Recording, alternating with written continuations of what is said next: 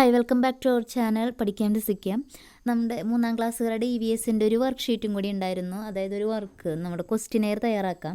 അപ്പോൾ അതിൽ ഇംഗ്ലീഷ് മീഡിയത്തിനും മലയാളം മീഡിയത്തിനുള്ള ക്വസ്റ്റിനെയറാണ് ഞാൻ തയ്യാറാക്കിയിരിക്കുന്നത്. ക്ലാസ്സിൽ പറഞ്ഞിട്ടുണ്ടായത് ഇതാണ്, അതായത് ഫുഡിനെ പറ്റി സംബന്ധിക്കുന്ന ഡൗട്ട്സൊക്കെ. ഇപ്പം നമുക്ക് സപ്പോസ് ഒരു ഡോക്ടറോട് ചോദിക്കാൻ കഴിയുകയാണെങ്കിൽ എന്തൊക്കെയാണ് നമ്മൾ ചോദിക്കേണ്ടത്, അതിനെ പറ്റിയ ക്വസ്റ്റ്യൻസാണ് തയ്യാറാക്കാൻ പറഞ്ഞിട്ടുള്ളത്.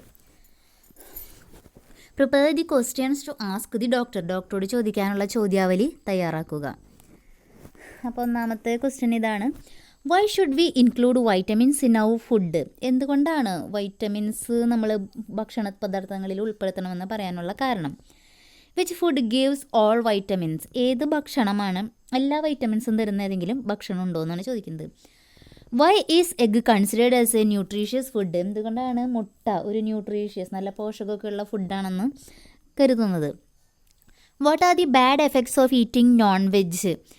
പലരും നന്നായിട്ട് നോൺ വെജൊക്കെ കഴിക്കുന്നില്ലേ, ഇറച്ചി മീൻ മുട്ടയൊക്കെ. അപ്പോൾ ഇതിൻ്റെ ബാഡ് എഫക്ട്സ്, അതായത് മോശം ഫലങ്ങൾ എന്തൊക്കെയാണ് ഇതിൻ്റെ? ഇപ്പം നമുക്ക് പറയാൻ പറ്റില്ല. ചിലതൊക്കെ കൊളസ്ട്രോൾ അങ്ങനെയുള്ള ഒരുപാട് ശാരീരികമായിട്ടുള്ള ബുദ്ധിമുട്ടുകൾ ഉണ്ടാക്കുന്നു എന്ന് പറയുന്നുണ്ട്. അപ്പം അങ്ങനെയുള്ള ബാഡ് എഫക്ട്സ് എന്തൊക്കെയാണ്? Why do we eat 3 times A day? എന്തുകൊണ്ടാണ് 3 നേരവും ഭക്ഷണം കഴിക്കണമെന്ന് കൃത്യമായിട്ട് സാധാരണ എല്ലാവരും പറയാറില്ലേ, 3 നേരവും ഭക്ഷണം കഴിക്കണം, അവോയ്ഡ് ചെയ്യാൻ പാടില്ല എന്ന് പറയുന്നുണ്ട്. എന്തുകൊണ്ടാണ്? Why is water so important for us to drink? പിന്നെ എന്തുകൊണ്ടാണ് വെള്ളം കുടിക്കണം എന്നുള്ളത് നിർബന്ധമായിട്ടും പറയുന്നത്. Why should we eat fruits? എന്തുകൊണ്ടാണ് ഫ്രൂട്ട്സ് കഴിക്കണമെന്ന് പറയുന്നത്. പിന്നെ what food items should we avoid during corona? ഈ കൊറോണയുടെ സമയത്തൊക്കെ നമ്മൾ ഒഴിവാക്കേണ്ട ഭക്ഷണം എന്തൊക്കെയാണ്. Why should we eat leafy vegetables? പിന്നെ ഇലക്കറികൾ അങ്ങനെയുള്ളതൊക്കെ, ഇലകളായിട്ട് ബന്ധപ്പെട്ട കാര്യങ്ങളൊക്കെ കഴിക്കണമെന്ന് പറയാനുള്ള കാരണം. ഇനി മലയാളം മീഡിയം ഉള്ളവർക്കുള്ള ക്വസ്റ്റ്യനാണ്, എന്തുകൊണ്ടാണ് വിറ്റാമിനുള്ള ആഹാരം കഴിക്കണമെന്ന് പറയുന്നത്. എല്ലാ വിറ്റാമിനും നൽകുന്ന ഭക്ഷണ പദാർത്ഥം ഏത്? എന്തുകൊണ്ടാണ് മുട്ട പോഷക സമൃദ്ധമാണെന്ന് പറയുന്നത്.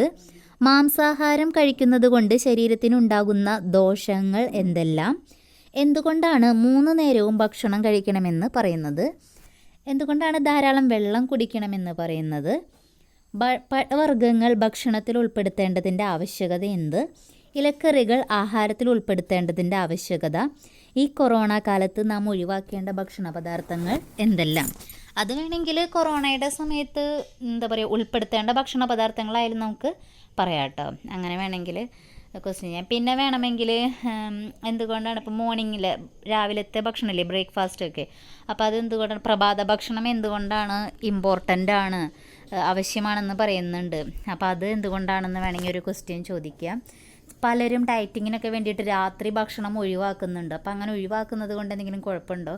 അപ്പോൾ അങ്ങനെയൊക്കെ കൂടുതൽ ക്വസ്റ്റ്യൻസൊക്കെ ആഡ് ചെയ്യാവുന്നതാണ് കേട്ടോ. Okay, thank you.